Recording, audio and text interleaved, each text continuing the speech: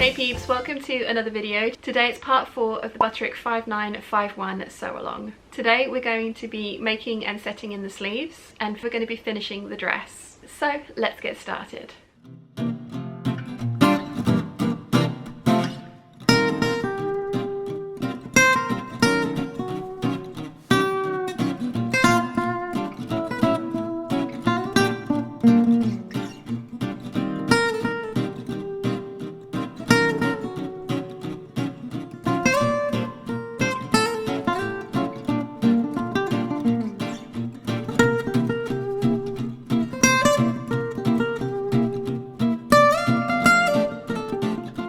The first thing it would like us to do for the sleeves is step 19, gather upper edge of sleeve between small circles. So I'm going to run 2 lines of gathering stitches between the small circles, and then it wants us to sew the dart into the sleeve as shown. I'm going to try and do this with a French seam because I don't want raw edges on the inside of my sleeve. Wish me luck. I haven't pressed it yet, but guys, I haven't yet met a seam I couldn't French, and that sounds so wrong. So yes, I have French seamed my dart and it's worked really well. I need to press this to one side or the other and then we need to put on some elastic, but I am going to show you how I did that. So I have marked on the point of my dart, which is all the way up here, quite far away from where the actual seam allowance gets cut in to make this dart. It is quite a giant dart. So what you want to do is put the wrong sides together and then you're going to sew the same way you do with every other French seam, wrong sides together at 1/4 inch and backstitch at the beginning and the end. Trim that seam down, press it over, and then we can sew the final part of the darts. I have sewn and pressed my dart. I've put in the gathering stitches between the small circles around the sleeve cap, and I have used my elastic guide to cut 2 pieces of elastic. I only have 1/4 inch elastic and the pattern calls for 1/2 inch, but because of the way I have done my darts, that's actually going to work out really well. I need to anchor the elastic at the top of the dart and sew it to the bottom of the dart, obviously stretching the elastic as I go, which will then gather up the sleeve and make the sleeve look really pretty. Then we can sew the side seams. So I'm going to get the elastic installed and then I can sew the side seams of my sleeve with a French seam. I've sewn the elastic onto the darts and trimmed all the threads off, so now I can sew the side seams with the French seam. So I'm going to pin them together, wrong sides together, and sew at 1/4 inch.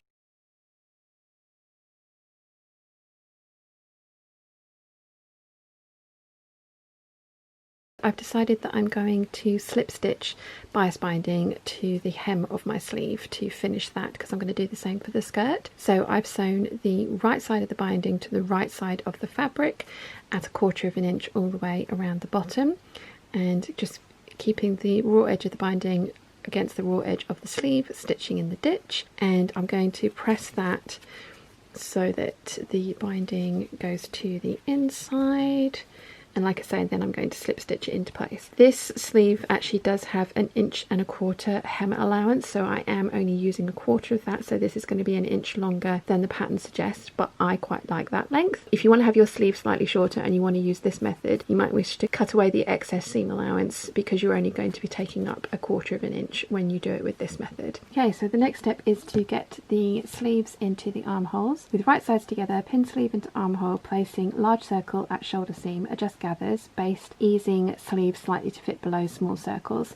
Stitch again 1/4 inch, 6mm away in seam allowance, trim close and to stitching below notches, press seam allowance flat, turn seam toward bodice above notches. So I'm actually going to French seam mine, so I'm not going to do any of these steps. I have got the sleeve pinned to the bodice wrong sides together, and I have matched up the underarm seam, the single notch, the double notch, the large circle I actually cut as a notch, and that's the shoulder seam to match up. And then I have pinned everything up to the small dots on the bodice, and then I have pulled the gathers so it's nice and gathered at the top of the sleeve cap. So I'm going to sew this in at 1/4 inch, trim that down, turn it around and press it so that the right sides are together, so that I can then finish it off with a 3/8 inch seam all the way around. This will French seam the sleeve in and finish everything nicely on the inside of the bodice. If you want to, you can baste the bodice and the lining together. I haven't bothered, but I have been very careful careful to make sure that all the layers are nice and even, and we have got 3 layers here. If you're working with a slightly thicker fabric, you may wish to not French seam the sleeve, and in that case I would sew it to the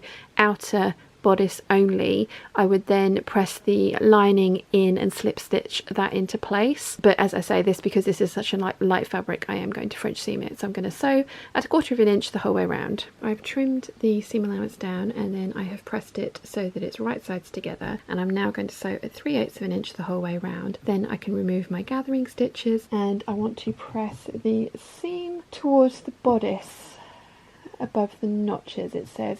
To be fair, I actually very rarely press my shoulder seam and my arm seams once I've done this last step. I don't want to crush the top of the sleeve cap, so I'll see how it looks, but I think I want to press it towards the bodice, if I am going to press it. We shall see. I've decided to not press the seam at all for the sleeve because I like how it looks as is. The last thing that I've done with the bodice is press up the lining on the waist seam by 5/8 of an inch so that I can slip stitch that into place later. So I'm going to attach the bodice to the skirt now. We're going to do that by open out bodice lining with right sides together, pin skirt to bodice, matching centres, stitch, press seam towards bodice. So we're going to sew the right side of the skirt to the right side of the bodice, outer, with the lining pressed up or pinned up out of the way so that we don't catch that in our line of stitching. I've got the skirt pinned to the bodice right sides together, and I've got the skirt side up because there's more fullness here, so I want to make sure that everything lies nice and flatly whilst I stitch at 5/8 of an inch. If there is going to be anything that misbehaves, it will be this fullness in the skirt. So sewing with the skirt side up 5/8 of an inch all the way along the waistline.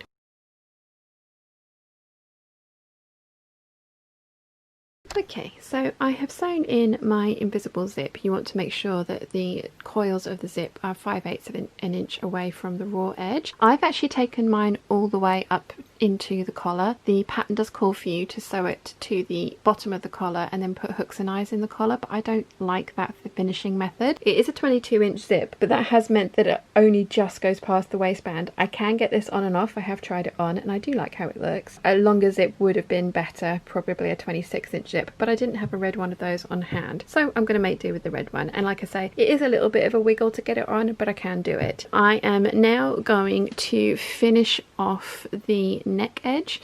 So if you remember, I left about an inch free so that I could put the zip in to then sandwich the zip in between the lining and the bodice fabric. So I'm going to pin that last inch down and sew it down and then understitch, and then we can attach the lining to the zipper teeth to enclose that raw edge and close up the back seam of the skirt. I have sewn the 2 collar pieces together right to the edge this time and then continued the understitching, which has enclosed the top of the zipper tape. So I am now going to fold it so the right sides are together, and I'm going to pin down the lining down to the zipper tape so that I can finish off the inside of the bodice, and then I'll show you what that looks like as I go. I've pinned the bodice lining to the bodice right sides together, sandwiching the zip, and I've offset the lining by about 1/8 of an inch, maybe just over, and I am using my regular zipper foot, and I have the edge of the foot against the coils of the zip, but I have the needle not all the way over to the left because I don't want to sew too close to the coils. I just want to secure the lining to the zipper tape and make sure that there's enough room for the zipper pull to still move up and down. So I'm going to do that for both sides, and then I will turn it through and check that everything is lying nicely before I trim off any excess and bulk. I've turned everything through to see that I'm happy with how everything is lying, and I am. So I've trimmed off the bulk from the corner here, and I'm going to turn it through, and then I can finish off the back seam of the skirt. I have pinned the back seam together. I've got my zipper foot still on the machine. This time though, I'm going to move the needle all the way over to the right. I'm going to overlap the stitching that finishes off the zip, and I will overlap that by about 1/2 an inch, back stitch here, and then stitch all the way down to the hem. Just leveling the hem of the skirt. So I've let this hang for around about 4 or 5 days.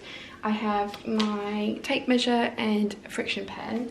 I found the shortest point of the skirt from the waistband, and smoothing the fabric underneath the tape measure, I have then marked that point on all the way around the hem, and now I can trim off all the excess.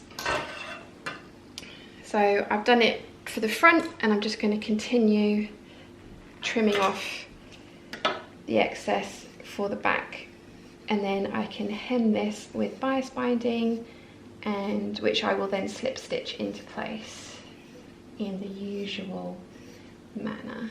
It didn't drop very much, but it dropped enough that I'm glad that I didn't hem it immediately that I'd made it. So, and I'm trimming it down to 30.5 inches long, which is a length that I like. Okay, so as you can see, it dropped a lot more at the sides than it did anywhere else, but it's all trimmed off now, so now I can hem it.